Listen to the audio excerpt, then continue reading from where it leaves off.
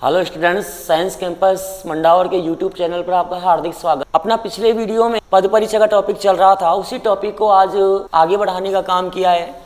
पद परिचय में 6 नंबर का जो टॉपिक था हमारा आया हुआ है वो है सबसे पहले अपन ने क्रिया विशेषण का क्रिया विशेषण के अनेक भेद बताए थे। इसके बाद आज लेते हैं समुच्चय अविकारी पद। अविकारी पद पहले इसके बारे में जानेंगे, कौन कौन से इसके भेद होते हैं, यानी कौन कौन से शब्द इसमें आते हैं वो यहाँ देखें।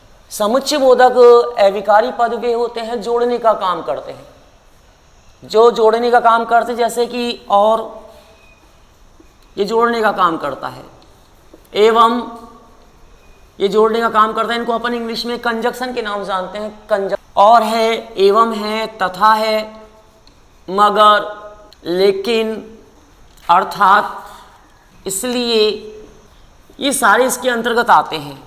समुच्चय बोधक जो पद होते हैं ये किनको जोड़ने का काम करते हैं? दो शब्दों को अथवा दो वाक्यों को। जैसे हमारे पास ये आ गया कि राम व श्याम पढ़। यहाँ अपन देख रहे हैं कि राम भी एक पद है, श्याम भी एक पद है और पढ़ रहे हैं भी एक पद है। राम एक नाम है, ये संज्ञा पद है, ये हो गया संज्ञा पद। ऐसे श्याम भी एक नाम है तो ये भी संज्ञा पद। पढ़ रहे हैं ये है क्रियापद। अब यहाँ इस वाक्य में अपन देख रहे हैं कि ये जो वह है ये कौन सा काम कर रहा है? राम को और श्याम को जोड़ने का काम कर रहा है। तो ये जोड़ने का काम करता है, ये जो वह होगा ये है समुच्चय। तो जो पद या शब्द दो शब्दों को, दो वाक्यों को जोड़ने का काम करते हैं उन्हें समुच्चय बोधक पद कहते हैं। समुच्चय बोधक पद को अपन 4 भागों में बांट सकते हैं। इसके 4 भाग होते हैं। अब कैसे कैसे होते हैं इसको यहाँ देखते हैं। इसका एक तो होता है, पहला रूप होता है इसका संयोजक, दूसरा होता है इसका विभाजक, तीसरा होता है इसका व्याख्या सूचक और चौथा होता है इसका मार्गदर्शक। ये 4 होते हैं इसमें। पहला संयोजक, दूसरा विभाजक। संयोजक कौन सा काम करते हैं? जोड़ने वाले होते हैं इसमें, और, एवं, तथा। विभाजक में क्या होते हैं? जो विभाजन का काम करते हैं इसमें होता है तो या, अथवा, अन्यथा। संस्कृत में वा भी होता है जो अथवा के लिए आता है। ये होते हैं किसमें? विभाजक में होते हैं। व्याख्या सूचक में होता है व्याख्या करने वाला, इसमें होता है अर्थात, मतलब, ये व्याख्या सूचक में होते हैं। मार्गदर्शक में होते हैं मार्ग दिखाने वाले होते हैं, इसमें होता है इसलिए, इस तरह, ये मार्गदर्शक में होते हैं। तो ये जो समुच्चय बोधक है ये 4 भागों में बढ़ता है, संयोजक में, विभाजक में, व्याख्या सूचक में, मार्गदर्शक में।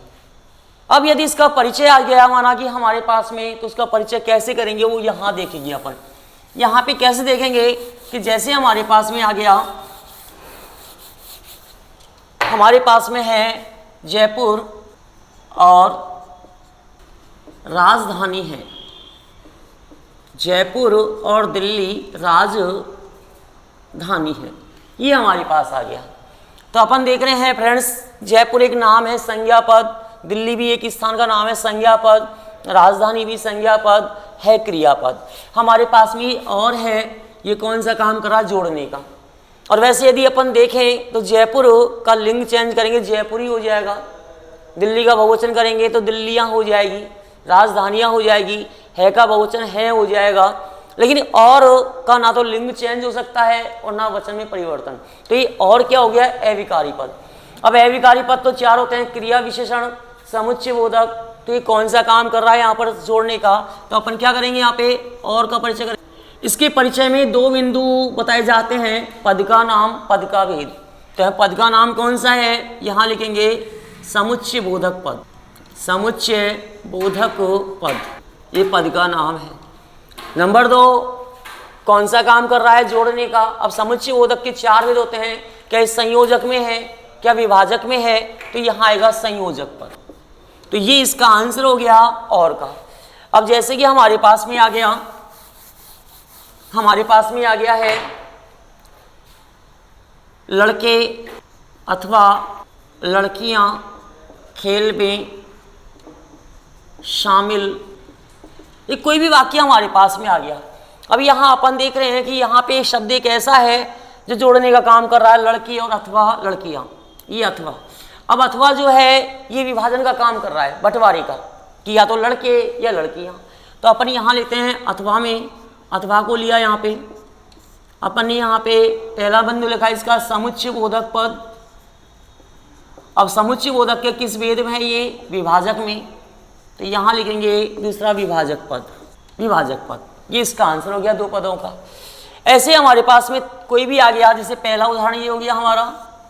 तीसरा हमारे पास जैसे ये है, ये आ गया सिपाही को देखकर चोर 9-2-11 हो गया, अर्थात अब यहाँ अपन देख रहे हैं स्टूडेंट्स की ये चोर 9-2-11 होना ये मुहावरा होता है। इस मुहावरे का अर्थ है भाग जाना। क्या होता है? भाग जाना। अब 9-2-11 हो गया, इसका अर्थ बाद में लिखा है भाग गया है, तो ये अर्थात कौन सा काम कर रहा है? पहले वाले की व्याख्या कर रहा है। अब पहले वाले की व्याख्या करने का काम अर्थात कर रहा है, तो अर्थात किस में जाएगा ये? क्या व्याख्या सूचक में जाएगा या मार्गदर्शक में? ये जाएगा व्याख्या सूचक में। तो इसमें आएंगे अर्थात करेंगे, अर्थात पहला लिखेंगे समुच्चय बोधक पद और दूसरा होगा व्याख्या सूचक। ऐसा ही हम कोई भी उदाहरण लेते हैं चौथा, जैसे अपन ने यहाँ किया, उसने कठिन परिश्रम नहीं किया, इसीलिए वह सफल नहीं हुआ। यहाँ देखते हैं अपन सर्वनाम पद है, संज्ञा पद है, अलग अलग हैं, लेकिन ये इसीलिए क्या काम कर रहा है? यहाँ पर जोड़ने का काम कर रहा है 2 वाक्यों को। अब जोड़ने का काम करने वाले समुच्चय बोधक में होते हैं, तो यहाँ अपन को इसलिए का करना, तो यहाँ लिखेंगे इसीलिए। अपन ने यहाँ उतार लिया इसीलिए, उतार लिया। इसका पहला लिखेंगे समुच्चय बोधक पद, दूसरा लिखेंगे इसका मार्गदर्शक। ये इसके दोनों बिंदु हैं। तो यदि हमको ये मालूम है समुच्चय बोधक में कौन कौन से शब्द होते हैं, किसके अंतर्गत आते हैं, तो आसानी से हम समुच्चय बोधक पद का परिचय दे सकते हैं। समुच्चय बोधक पद के परिचय में 2 बिंदु काम आते हैं, पद का नाम और पद का भेद। इसके बाद हमारे पास तीसरा यहाँ पे टॉपिक है जिसका नाम है संबंध बोधक अविकारी पद। संबंध बोधक अविकारी पद में क्या होता है? संबंध, ये 6ठे नंबर का है हमारा, सॉरी 7वें नंबर का है ये। संबंध बोधक अविकारी, संबंध बोधक अविकारी शब्द। इसमें क्या होता है कि वे शब्द जो संज्ञा और सर्वनाम के साथ परसर्ग लगा करके, परसर्ग जानते हैं आप, कारक चिन्ह, परसर्ग लगा करके अन्य शब्दों के साथ संबंध बताने का काम करते हैं। संज्ञा अथवा सर्वनाम के साथ परसर्ग लगा करके अन्य शब्दों संबंध स्थापित करने का काम करते हैं, उन्हें कहते हैं संबंध बोधक अविकारी पद। फ्रेंड्स, इसकी पहचान करने के लिए क्या होता है, जितनी अपन ने क्रिया विशेषण पढ़े हैं, पहले, बाद, आज, कल, जितने पढ़े हैं अपन ने, उससे पहले यदि अपन कोई भी कारक का चिन्ह लगा दें, परसर लगा दें, जैसे हमारे पास ये पहले है, ये पहले जो है ये क्रिया विशेषण में आता है और वो भी आता है कालवाचक में। और यदि अपन यहाँ से लगा दें, से पहले लगा दें, तो ये हो जाएगा संबंध बोधक अविकारी पद, क्योंकि इससे पहले परसर लग गया है। हमारे पास यहाँ आ गया बिना, आ गया, ये भी क्या है, क्रिया विशेषण है। और यदि हम यहाँ के लगा दें, के भी कारक का चिन्ह होता है, के बिना, तो ये हो गया संबंध बोधक अविकारी पद। अब जैसे हमारे पास ये आ गया कि रोहन छत पर, छत, और यहाँ है रोहन के ऊपर अब यहाँ अपन देख रहे हैं कि रोहन छत पर बैठा हुआ है। यदि यहाँ पे पर का यदि अंडरलाइन कर दिया जाए पर, तो ये पर किसके लिए आएगा? ये पर जो है छत के साथ लगा हुआ है, तो ये पर आएगा कहाँ पर? क्रिया विशेषण में, और वो भी कहाँ आएगा? स्थानवाचक में। और माना कि हमारे पास है कि रोहन छत के ऊपर, अब ऊपर यानी कि पर ही है ना, यानी कि क्रिया विशेषण के साथ में क्या जोड़ दिया? परसर्ग। तो ये किस में जाएगा? संबंध बोधक अविकारी पद में। किसमें गया? संबंध बोधक अविकारी पद में। जैसे हमारे पास आ गया, एक तो आ गया सामने, एक आता है हमारे पास पीछे।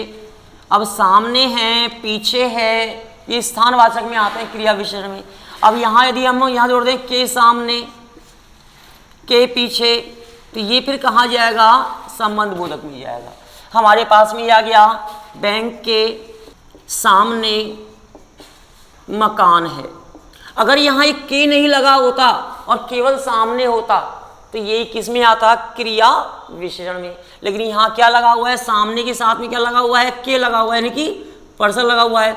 तो जहाँ क्रिया विशेषण वाले शब्दों में यदि साथ में क्या लगा हुआ है? परसर्ग लगा होता है, तो वो किसमें जाता है? संबंध बोधक में।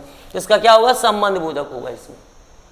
हमारे पास में ये आ गया, माना कि दिनेश गांव से दूर जा रहा है। अब ये दूर जो होता है, अकेला जो दूर होता है, यदि ये नहीं लगा, अगर अकेला दूर हो माना कि, तो क्रिया किस में जाएगा? क्रिया विशेषण में। लेकिन क्या लगा हुआ है? से दूर लगा हुआ है, तो से दूर लगा हुआ, तो ये कहाँ जाएगा? संबंध बोधक में। तो आपको ये ध्यान रखना है कि यदि क्रिया विशेषण वाले शब्दों में परसर्ग या कारक चिन्ह लगे हुए हैं, जैसे के वास्ते, के बिना, ये लगे होते हैं, तो समझो कि वहां पे शब्द कौन सा होगा? संबंध बोधक अविकारी पद होगा। हमारे पास में ये आ गया, माना कि राम के साथ सीता वन में है। राम के साथ सीता वन में है। अब यहाँ पे राम के साथ, राम संज्ञा पद, सीता संज्ञा पद, वन संज्ञा पद, के साथ आ गया यहाँ पर। अब के साथ आ गया यहाँ पर, तो ये किस में जाएगा? संबंध बोधक में जाएगा। कुछ संबंध बताने का काम कर रहा है। अब यदि हम ऐसे शब्दों का परिचय करें, तो कौन से बिंदुओं की जानकारी देते हैं अपन? वही दो बिंदु है, पद का नाम, पद का संबंध। जैसे माना कि हमारे पास इसका करना पर का, तो इसके यहाँ पे लिख रहा हूँ मैं, इधर नंबर 1 हो जाएगा इसका पर का, नंबर 1 होगा इसका संबंध बोधक, और दूसरा हो जाएगा इसका रोहन व छत के बीच संबंध बताने वाला,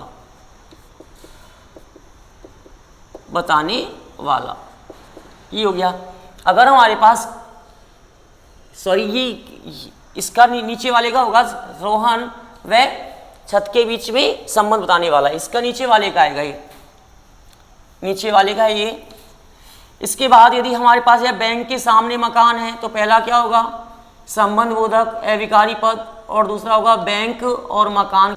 अगर इसका करना है दिनेश गांव से जा रहा है, दूर जा रहा है, पहला होगा संबंध बोधक पद और दूसरा होगा गांव और दिनेश। हमारे पास राम के साथ सीता वन में है, तो यहाँ भी ऐसा ही होगा कि यहाँ पे होगा संबंध बोधक पद, राम और सीता। तो इस प्रकार हम इसका परिचय दे सकते हैं संबंध बोधक का।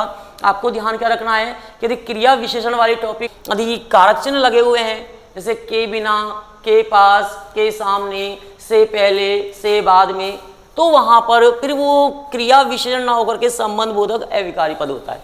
इसके बाद हमारे पास लास्ट 8वां पद है, जिसका नाम है विस्मयादि बोधक। विस्मयादि बोधक पद, जिसको अंग्रेजी में अपन एक्सक्लेमेटरी फ्रेज भी कहते हैं, इसको विस्मयादि बोधक पद। 8वें नंबर का ये विस्मयादि पद। विस्मयादि बोधक पद क्या होते हैं कि ये ऐसे पद होते हैं जो मन में रहने वाले भावों को व्यक्त करते हैं। अब मन में रहने वाले भाव होते हैं 3-4 प्रकार के। एक तो होता है हर्ष सूचक, हर्ष खुशी के लिए होता है। एक होता है शोक सूचक, ये दुख व्यक्त करने के लिए होता है। एक होता है घृणा सूचक, ये नफरत के लिए होता है। और एक होता है विस्मय, यानी कि आश्चर्य सूचक होता है। वाक्य को पढ़ करके जैसा भाव व्यक्त हो रहा है वैसा व्यक्त करते हैं। जैसे हमारे पास में यहाँ पे आ गया हमारे पास में आ गया हाय वह लुट गया। यहाँ पे इस प्रकार का वाक्य आ गया। यदि हमारे पास यहाँ पे रेखांकित वह पर है तो सर्वनाम शब्द है, लुट गया पर है क्रियापद है, और माना हाय पर आ गया हमारे पास हाय पर, तो हाय एक मन का भाव है यहाँ पे। अब यहाँ मन का भाव है तो मन का भाव किस में आता है? विस्मय आदि बोधक पद में। अब किस प्रकार का है हाय? यहाँ पर क्या हर्ष को व्यक्त कर रहा है, खुशी को, शोक को, घृणा को, विस्मय को? तो साफ नजर आ रहा है कि यहाँ पर हाय दुख को व्यक्त करने वाला है। तो इसका पहला बिंदु क्या होगा? विस्मय आदि बोधक पद। इसका एक ध्यान करने का पॉइंट भी होता है कि विस्मय आदि बोधक पद जो होते हैं मन के भाव, उनके बाद में विस्मय आदि बोधक चिन्ह लगा होता है इस तरह का। लेकिन ये ध्यान करना होगा कि वहां पर संज्ञा पद नहीं होना चाहिए। कई बार ऐसा होता है जैसे आ गया राम वह तो लुट गया। अब यहाँ इसमें और इसमें अंतर आ रहा है।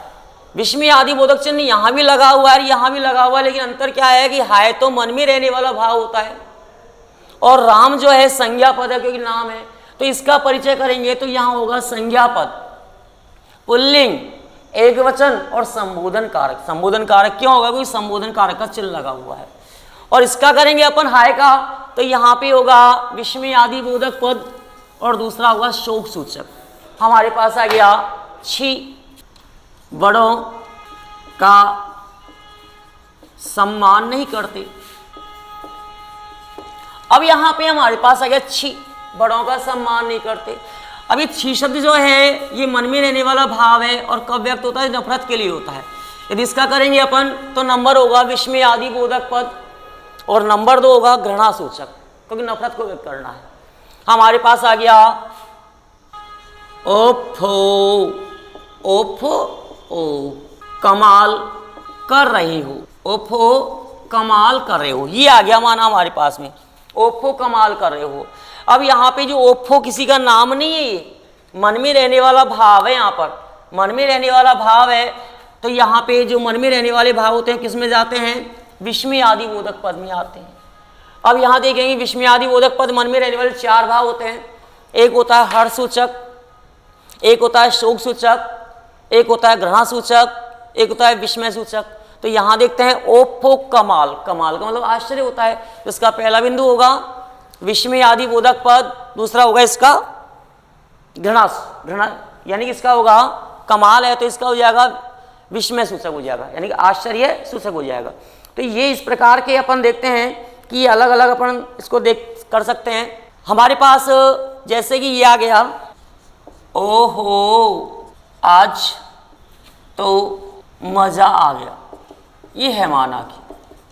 अब यहाँ आ गया ओहो आ गया। अब ओहो आ गया तो ओहो के आगे चिन्ह लगा हुआ है, चिन्ह लगा हुआ है। ओहो मन में रहने वाला भाव है, किसी का नाम नहीं होता। अब मन में रहने वाला भाव है, नाम नहीं है, तो विस्मय आदि बोधक पद है ये। और दूसरा है ये मजा आना है, और मजा किसको व्यक्त करने वाला है? हर्ष को, ना कि शोक घृणा विस्मय को। तो दूसरा होगा इसका हर्ष सूचक। हमारे पास ये आ गया, हमारे पास आ गया आहा आज अचानक, ये आ गया माना हमारे पास आहा आज अचानक कैसे। आहा आ गया। अब आहा कोई संज्ञा पद तो है नहीं है, मन में रहने वाला भाव है आहा। अब मन में रहने वाला भाव है विस्मय आदि बोधक पद। अब आहा आज अचानक कैसे, यह शब्द है अचानक आ गया। अब अचानक का मतलब होता है ये शब्द व्यक्त करने वाला किसको? विस्मय को। तो विस्मय से तो जिस प्रकार का पद होगा वहां पर उस प्रकार का परिचय अपन दे सकते हैं। तो इस प्रकार हमारे 8 पदों का परिचय यहाँ कंप्लीट है। पहला पद था संज्ञा पद, दूसरा पद सर्वनाम पद, तीसरा पद विशेषण, चौथा क्रिया। एक बार मैं यहाँ रिपीट कर रहा हूँ कि किसमें क्या होगा। हमारे पास ये आ गया माना कि हमारे पास ये आ गया कि दिनेश व महेश एक गांव के हैं, ये है माना कि। यहाँ पे हमारे पास में कितने पद हैं? यहाँ पे एक पद है दिनेश, एक पद है यहाँ पे वे, एक पद है यहाँ पे महेश, एक पद यहाँ पे एक यहाँ पे गांव, एक है के, एक है, ये अलग अलग पद है। दिनेश एक नाम है और नाम संज्ञा होता है। संज्ञा के परिचय में 4 बिंदु काम आते हैं। जिसका पहला बिंदु होगा व्यक्तिवाचक संज्ञा, पुल्लिंग, एक वचन, कर्ता कारक। महेश का करेंगे व्यक्तिवाचक संज्ञा पुल्लिंग एक वचन और कर्ता कारक।